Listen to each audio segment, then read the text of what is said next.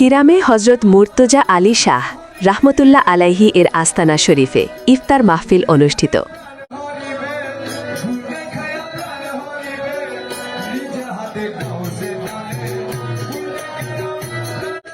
ফটিকছড়ির খিরামে কাজী মাওলানা আজিমউদ্দিনের ব্যবস্থাপনায় ইফতার ও দুয়া মাহফিল অনুষ্ঠিত হয়েছে।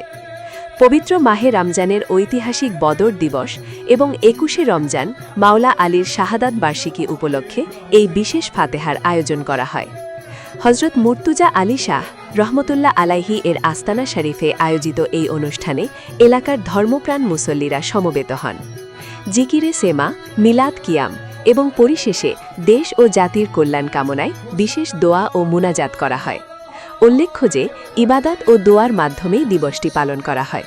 মুনাজাত শেষে উপস্থিত সকলের মাঝে ইফতার ও তাবারক বিতরণ করা হয়। সংযোগ টিভি, ফটিকছড়ি, চট্টগ্রাম।